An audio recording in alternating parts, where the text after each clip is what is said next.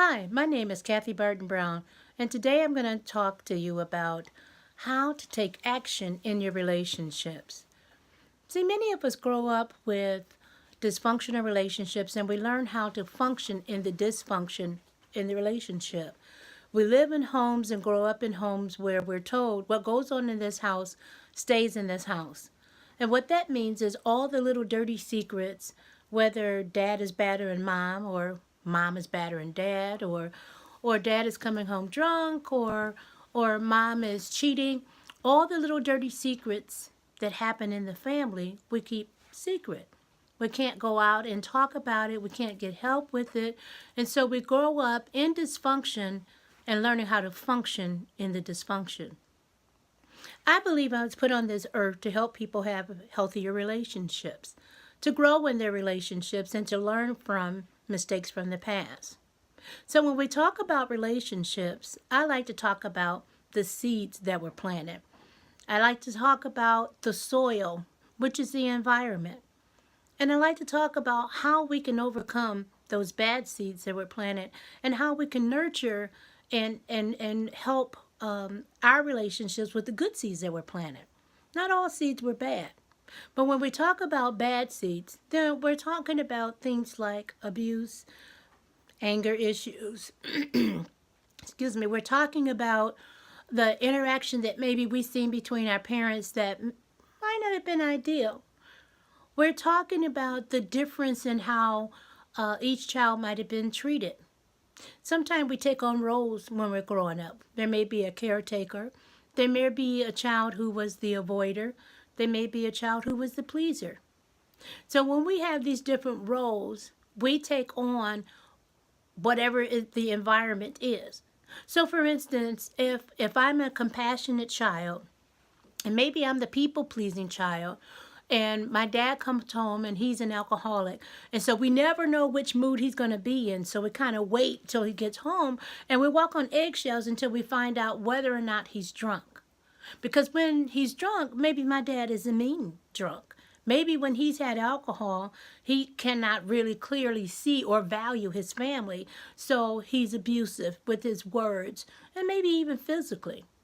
He may torment the family.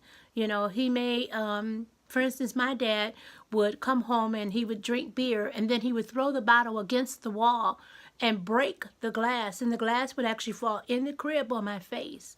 And my mom would sit there and pick the glass off my face, praying that I wasn't cut. My mom stayed in the relationship until I was 18 months old.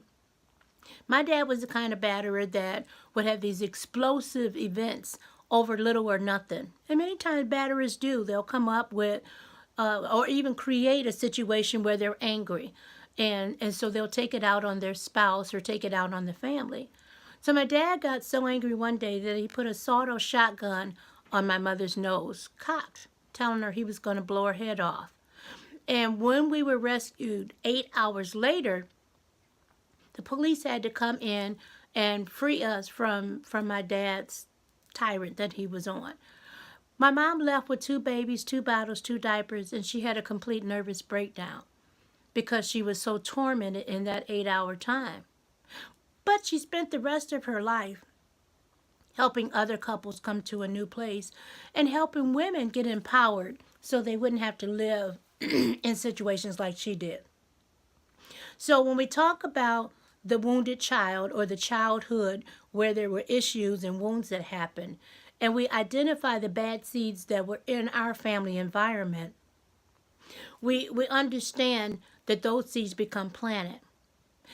Even when you talk about a mustard seed is one of the tiniest seeds, but yet it yields a big harvest. It produces itself to a great multitude.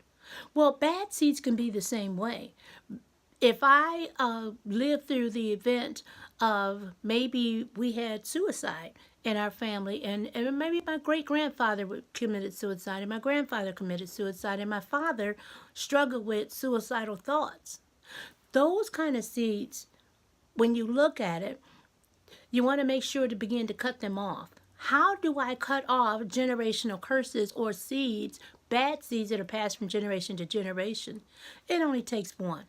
It only takes one person to say, I do not want this particular seed to go to the next generation, and I'm going to take the responsibility and the action to do something about it.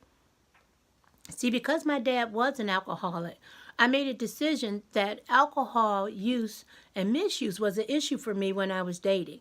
So I was very conscious about anyone that I dated if they had a problem with alcohol at all. And fortunately, my husband did not. See, the bad seeds can be cut off and rooted out. If you deal with the dirt of your past, then you can plant seeds in that soil and the soil becomes enriched. If you don't deal with the wounds and the seeds and the bad seeds of the past, then the soil becomes contaminated. See, your soil is your environment. So if I have an environment and I have good seeds and I plant them in a bad environment, what happens to the seeds? You plant good seeds in bad soil, they won't thrive and they won't grow. But if you plant good seeds in good soil, soil that's been tilled and broken up and you broke up the fallow ground and didn't leave it hardened like a heart, then the seeds will grow. And that's the whole goal of having a healthy relationship.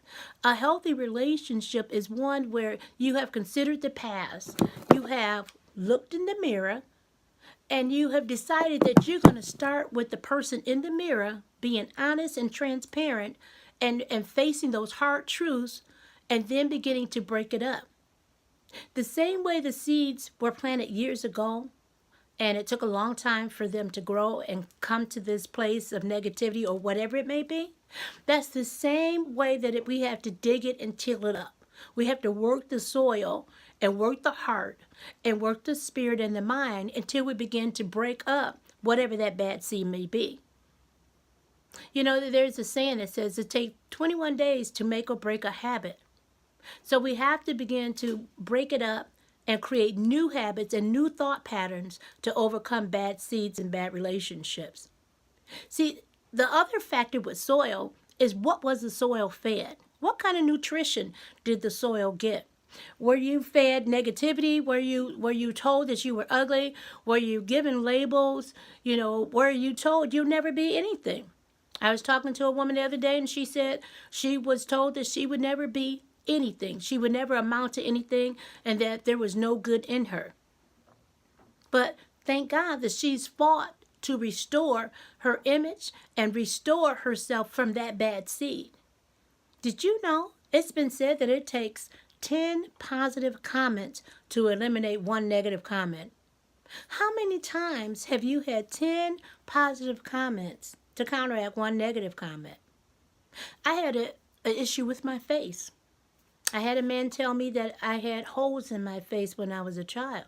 So, the dimples. I stopped smiling for a whole year because I was afraid that people would see the holes in my face. My mother noticed that I had changed and I wasn't smiling as much, and she asked me what was wrong, and I told her what the man said to me. She put me on her lap and she said, "An angel kissed you."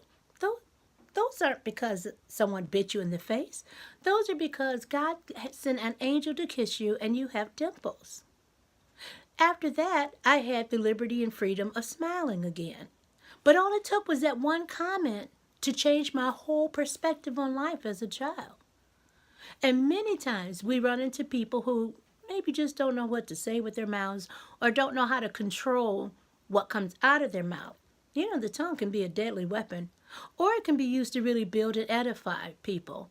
I choose to build and edify. So the nutrition is, what were you fed? What were the beliefs that were spoken to you? What values did you see in your family? Were there negative values? You know, like we'll always be in poverty. Were there a lot of criticism? Nothing ever positive. You're always doing this. Those are the absolutes, always and never. You know, if you hear always and never, if you use always and never, take them out of your vocabulary. Because all it takes is one person to do whatever you're saying to make it not true. So always and never, most of the time, are not true. But we must recondition our minds to to uproot the bad seeds and replace it with good seeds. See, whatever my mother went through, I determined in my heart that I would not go through. So it was very clear, open, direct conversation about battering with my husband. And thank God he didn't have the nature of a batterer. But if I wasn't conscious of what I went through as a child and what my mother went through, I could very simply repeat the pattern. And it's easy to repeat the pattern. There are many people who say, how did I end up marrying my grandmother? How did I end up marrying my father even though I really didn't like his behaviors or actions? It's because we're not conscious when we're dating or conscious of our own needs and wants. Or we're so comfortable with the spirit of abuse that we go out and we attract to someone who has that same abusive spirit. So one of the things I really like to encourage people to do is identify who you are. So I want you to take, if you're single, I want you to take a piece of paper out and I want you to draw 3 columns. In the first column, I want you to write above it needs. Needs. What do I need in a relationship? Not what I want. Tall, dark, and handsome is fine, but that's not going to help when you have a need that's not met. What do I need in a relationship? Because my dad was a batterer, I needed a man who was calm. I needed a man who was patient. I needed a man who knew how to edify and build up, who knew how to be protective. Because by my dad not being there, I didn't feel the protection except for what my brother, who was not much older than I, could give me. So the protection that he gave me as we grew up was wonderful, but that protection of a father figure being there was missing. And that was a key element. During the time that I was growing up, all I had from my father was a couple of phone calls. So guess what? I didn't even realize how important it was for me to get phone calls until I met my husband. He naturally called me. He called me in the morning when he got up. He called me during his break. He called me during his lunch hour. He called me during his second break. And then he called me when he got home. And even though we were friends long before we got married, we were friends.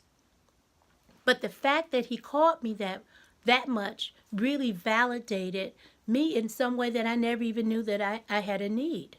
So knowing what you need is really critical. So go through the list. What do you need in a partner, in a spouse? In the second column, I want you to write negotiables. What's negotiable to you? Now, a negotiable can be whether or not the person's been married before, whether or not they have children. Height can be a negotiable. Weight can be a negotiable. For some people, their spirituality or religion can be a negotiable.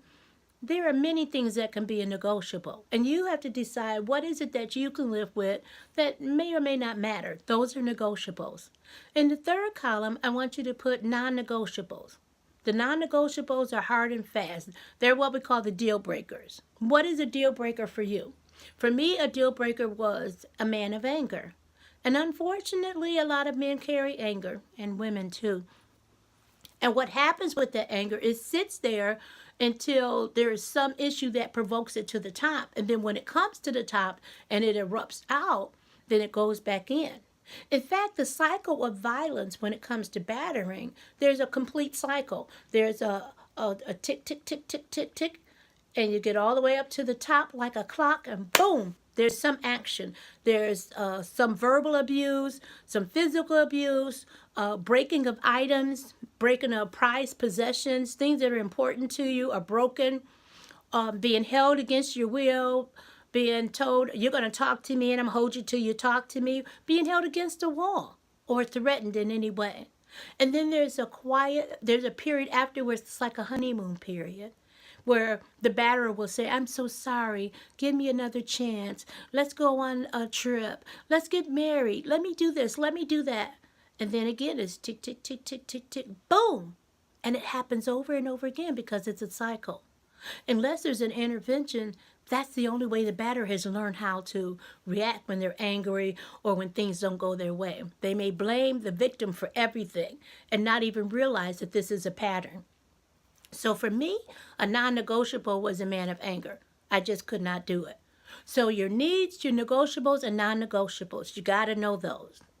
So the other thing that I really like to talk about is that when you are looking to build a healthy relationship and take action in your relationships, you got to take the mask off. Transparency is key. If you're married and you've had a breach in your relationship, and that means that one or the other maybe had an extramarital affair or maybe had an emotional affair. Emotional affairs, believe it or not, can be just as painful as someone having a full sexual affair. Why? Because that person's mind and thoughts become consumed with that extra person in the relationship, which can be hard for a spouse to battle against because once there's a connection, emotional connection, it's kind of hard to turn off. And it takes some real effort. So when you're rebuilding after a breach or after someone has actually compromised the relationship, there's three critical things that you have to keep in mind. Number one, you have to make a choice to forget and forgive. Now, we are creatures of habit and we have these minds that remember some of everything. Will the thought go away and you never remember it? No. It's not going to happen like that. You actually have to walk to the place of forgetting and forgiving. It's important to forgive because the body was not intended or created to carry that kind of emotional, negative emotions.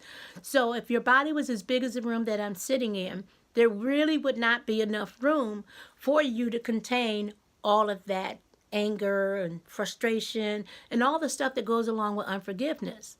In fact, it's going to affect your body in another way. Your blood pressure is going to go up. Your blood sugars may be up. You may have stress headaches. Did you know that there is even scientific proof that proves that when you're bitter, it increases cancer cells in the body? That's how strong the mind is. It begins to multiply all these negative things in the body because, again, the body wasn't meant to carry it. How do you know when you've truly forgiven someone? If they come into your presence, you might feel a knife in the stomach. Your heart may skip a beat. You may physically begin to feel things in your body. That's how you know you're not at the place of forgiveness. But I like to pray. That's for me. Everybody may not do that. Some people may meditate. But asking for strength to be able to deal with the situation and strength to even forgive them. Now, I keep in mind my own faults and failures, and that really helps me to be able to forgive. Because Lord knows I'm perfectly imperfect, so I'm always working on something.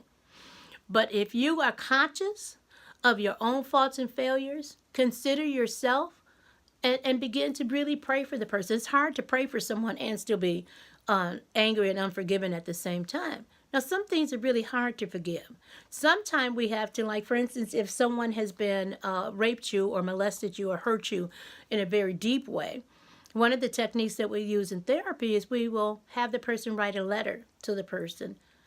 Write the letter, seal it up for about a week, go back, pull it out, read it out loud, and then you get rid of it. You destroy it. You burn it up, or you can bury it. Most of the time we like to burn it up because ashes don't usually recollect and reconvene and make themselves new again.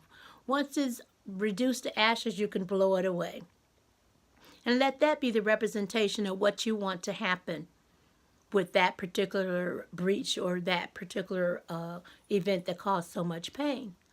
The other two elements go hand in hand: accountability and transparency. See, if you have cheated in a relationship or you hurt a person in a relationship or did something that caused distrust to happen in the relationship, then you owe it to them to be accountable. You owe it to them to answer their questions. You owe it to them to tell them the truth. So in working with couples, and I'll just say maybe a man cheated on his wife. And in therapy, the wife she has questions. And most people who have been cheated on will have some questions. So maybe she has a question about what did the person look like? You may say, why do you need to know that? Doesn't matter. If you're going to reestablish trust, then you're going to have to be accountable and transparent. So answer the question. Just give the answers if you want the relationship to move forward. Don't allow your spouse to be stuck by not answering the necessary questions. If they say, well, where are you going? Don't get offended and say, I'm grown, I can go where I want to. You have created a breach in the relationship, so you owe it to them to be accountable. Oh, honey, I'm going to get off of work at 5 o'clock. I have a meeting at the church at 6 o'clock, and I should be home by 7:30. If you're not home by 7:30, be courteous and just call. We're still in the meeting. I'll let you know when we're done. If there's nothing to hide, it should be very simple. But if you want the relationship to be healthy, then be transparent and accountable. Now, I want to talk about one little piece of codependency. Many times when we are raised in families, like I mentioned before, we're given a role. Maybe our role is the caretaker. Maybe our role is the pleaser. Maybe our role is the one who's passive and just steps back. We have to be conscious of our addiction to people and people pleasing. We can run ourselves raggedy into the ground until we are nearly dead trying to please people. You are not going to always please everyone. And I'm here to tell you, don't try to. Don't try to. Learn how to have a boundary. Learn how to create a place where you start and the other person ends. Because you don't want to be the one that's always going to rescue people, going to help people who won't help themselves. Because people who are takers will continue to take. And if you're a giver, they'll never look back and even say thank you. So don't compromise your peace and your place of security by always giving to others. We learned those things growing up. We learned to please people. So, for instance, if a child feels like their parent doesn't love them, they might clean their room and think it all the time that maybe if I make my room perfect, then my daddy will love me. Maybe if I get all good grades and be a super achiever and a perfectionist, maybe then my mom will accept me. It's not going to work if your mom and dad have issues, it's their issues to deal with. And you have to be empowered within yourself to know, I am good enough. I am good enough, just the way that I was made. Now, can we always improve? Of course we can. But the biggest thing is knowing that you are valued and you are valuable. And finding your place of destiny and purpose. See, when you're driven to empower people and to help people, then you will hopefully know who the users are in your life. Don't let people take advantage of you. If it's a healthy relationship, it should be balanced. It should be I encourage you, you encourage me. I support you, you support me. It should never just be one-sided. And you don't have to settle for a one-sided relationship. See, if you're going to take action in your relationships, then you gotta know how to build and not destroy. You gotta know how to look and honestly assess where you are and where you want to be.